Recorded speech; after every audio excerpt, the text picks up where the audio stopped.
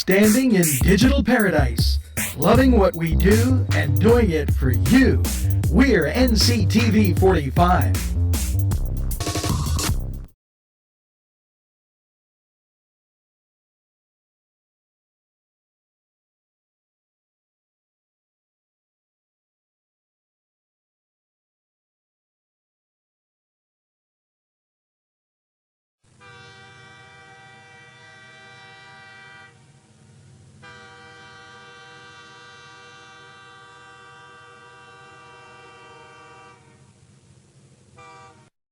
Hello, Butts Flowers and NCTV 45 would like to welcome you to the Canes Victory Parade in downtown Newcastle. NCTV 45 would like to thank Butts, Florists and Gifts for their fine cooperation for this podcast. Remember, when you need that special gift, it's Butts. Keep watching NCTV 45. Your favorite neighborhood pizza place. Everyone goes to Pizza Joe's.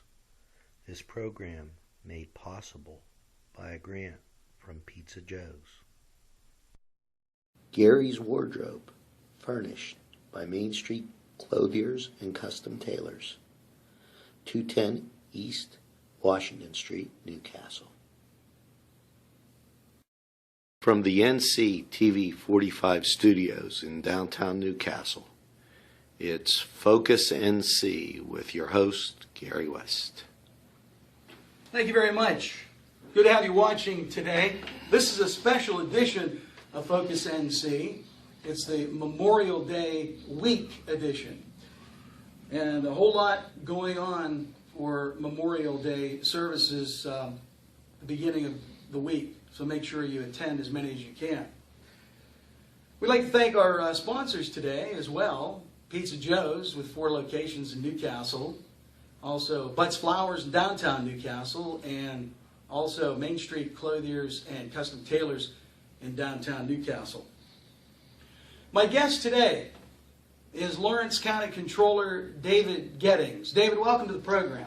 Nice to see you. Hey, good to see you. It's been a while. And there's a connection with David and his family because they lost a loved one back in 2006. Elbert P. Gettings, David's son, was born in Newcastle March 8th of 1978. And he was only 27 years old when he was killed in battle in Fallujah, Iraq. That was January 5th of 2006. He was a corporal in the United States Marine Corps. And I'm sure most of you remember this, and if those of you that are watching right now don't know anything about it, very important for you to listen to what we have to say. So glad that Dave took the time to be with us today to share his experiences about the loss of his son. He was a 1996 graduate of Newcastle High School. He attended Slippery Rock University and Campbell University. He was also a member of Mary Mother of Hope Parish in Newcastle.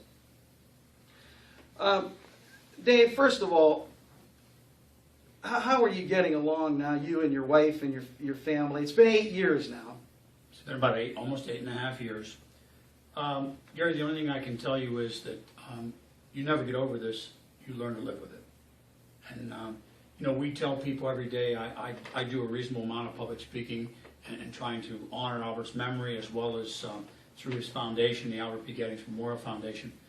And we've given scholarships. In fact, at 6:30 this evening, we're going to give 12 scholarships at the Lawrence County Career and Technical Center to one for each of the 12 shops. We've given over 75 scholarships since he's passed away. We've done a lot of community items. His foundation is to help the military, to perpetuate his memory, to give scholarships to youth, and to help with civic causes.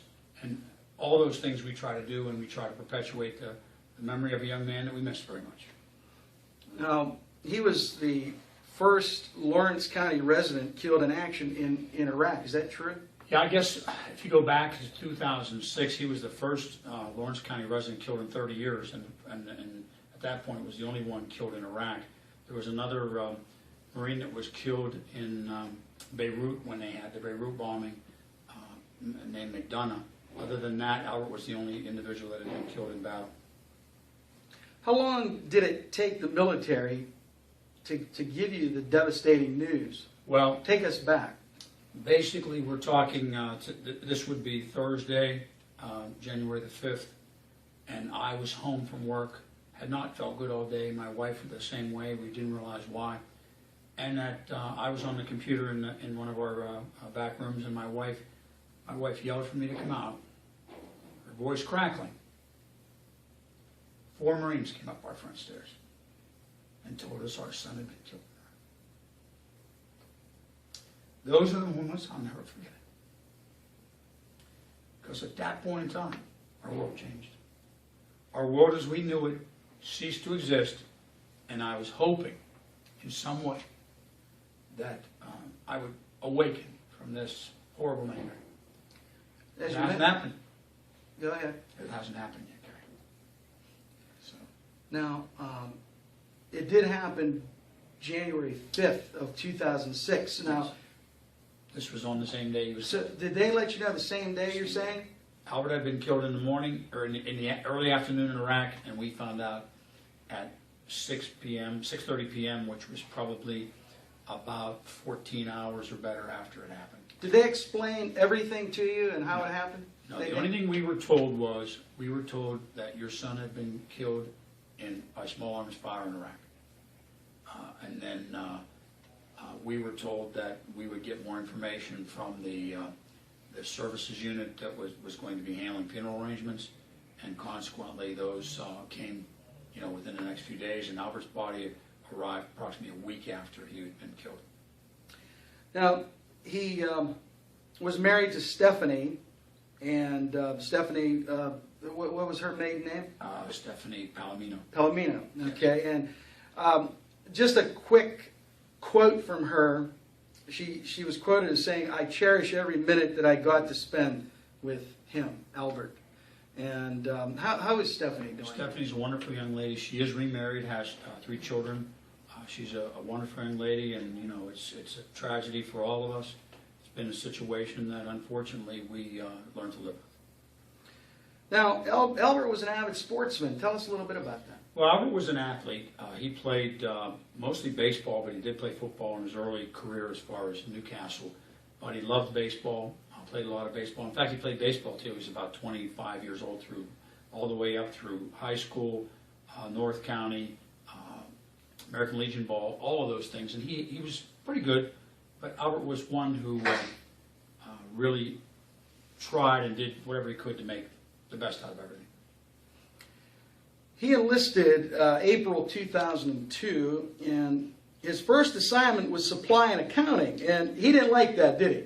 Well, see, Albert went to the Marine Corps as a supply and accounting Marine, and he spent the first 2 years and a few months in the supply depot as a non-deployable individual in Camp Geiger, and he would come home and he would confide in me and tell me, "Dad, if I count one more thing, I'm going to go crazy.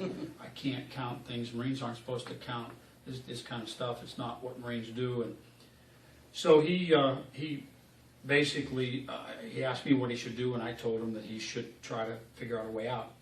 And he had gone to his commanding officer and negotiated a way that if he would come out and try out for recon, that would be the only way that they would let him out. And his captain told him, "If you do not make recon, we're going to put you in that corner, and you're going to sit for 2 more years and then go home." Well, 30 people tried out. It was either 8 or 9 of them made it. Albert was one of them. And he came up through recon and back down into an infantry unit, which is really what he wanted. So he went to Afghanistan first, right? Albert came out, it's interesting because we've been told by a number of Marines that you normally never make the leap between what they call grunts and pogues. Now, grunts are all Marines, but pogues are personnel other than grunts. They're the administrative Marines. So they normally said you will never get a pogue, an administrative Marine, to be able to fit in or make it in the rank of grunts. And But Albert was one, when you told him he couldn't do something, he was going to prove you wrong, and that was the way it worked. He earned the respect of his Marines very quickly. He learned what they call the Green Monster. It's a book about this thick about infantry. He learned that while he was in Afghanistan, came back from a 5 or 6 month tour in Afghanistan, and then left in September of 2005 for Iraq. We have so much more to talk about. My guest is David Gettings, and he lost his son in battle in Iraq in 2006. So as I said, stay with us because we have segment 2 and 3 coming up as well. It's a special edition of Focus NC, the Memorial Day edition, here on NC TV 45. Gary's Wardrobe, furnished by Main Street Clothiers and Custom Tailors, 210 East Washington Street, Newcastle. Your favorite neighborhood pizza place. Everyone goes to Pizza Joe's. This program made possible by a grant from Pizza Joe's. Hello, Butts Flowers and NC TV 45 would like to welcome you to the Canes Victory Parade in downtown Newcastle. NC TV 45 would like to thank Butts, Florists and Gifts for their fine cooperation for this podcast. Remember, when you need that special gift, it's Butts. Keep watching NC TV 45.